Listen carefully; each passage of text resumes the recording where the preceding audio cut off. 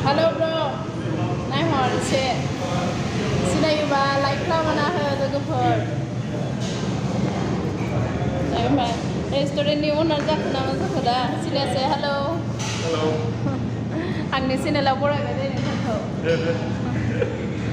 Sebab semai nak nonton ni restoran na. Jaya,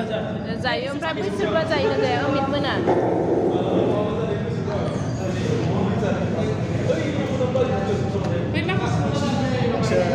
Sana fैथ'वाखै आरो ना ओमफ्राय पर्क जायो ना चिकेन बे चिकेन होनो पार्सेल मोनसे लाफाय देसा चिकेन पार्सेल ये शूटिंग करके आ गए बियर रेस्टोरेंट में अभी पेट भर के खाना खाएंगे कि खाली खाली पेट खाएंगे रिजू मुनी को ज़्यादा भूखी है मैं मुझे बहुत भूख लग रही है कैसा हल्का हल्का दिख रही है बात करने के लिए भी एनर्जी खत्म हो गया बहुत ही सुंदर रेस्टोरेंट है चिकन राइस खाएंगे कोई पोर्क खाएंगे जिसको जो मन है खाएंगे देखिए भैया हम 100 वाला देख रहा है 100 ये क्या है बाय खामा जोंहा जादो सिबोदे गासैबो सफैजोब्बाय मा जादों पर्क चिकेन सासे चिकेन नोंनालाय अमा दे जादो दे फंबाय दे उखैहाबबायना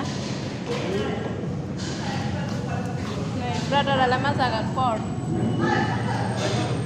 yes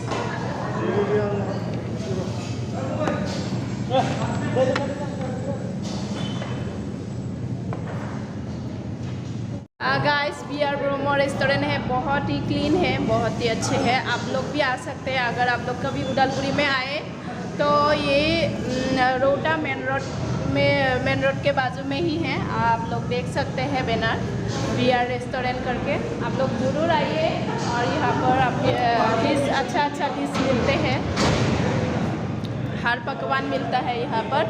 आप लोग ज़रूर आइए बहुत सुंदर रेस्टोरेंट है उखैनानै जाथारदों लिया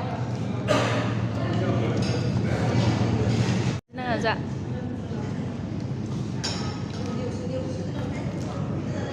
गोथाव ना दे जानोसै लोगोफोरनो उखैहाबनानै दङ आरो गब जाथारनोसै खुरैफोरालाय जि मोजां गेलेग्रा बायदिसो माना मोननो चिकेन फ्राइड राइस अर्डार होबाय प्लेट मोननै देलाय नों बिदि हमना होनो आं जानायखौ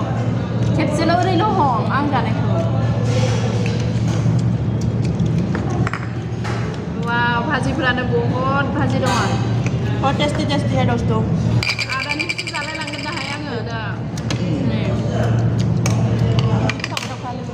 नोंथांमोना फैनानै जाफैदो देनां उदालगुरियाव फैबोला भाजियानो गोथानो बे मोनसे सालाद मैगं गोथां पापर अनियन चिलि आलु फ्राय आरो पर्क ओमफ्राय बेबो माने मटर आरि लगायनानै मोनसे दालि और ये सबाय बहुत बुरजा मिनुस दङ आरो जोबोद गोथाव ओमफ्राय जाबाय होदो थेंक इउ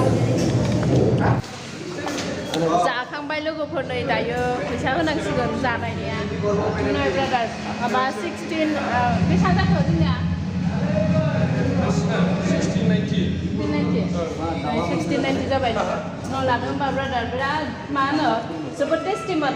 गोथावमोन ओंखाम ओंख्रि गासिबो ना अमा बेदरखौथ' आरो दा बुंसै बिस्मिल्लायनानै जाबाय जोङो औ दे थांनोसै फैदो लामाखौनो आन्दायलायबाय भिडिअ खालामनानै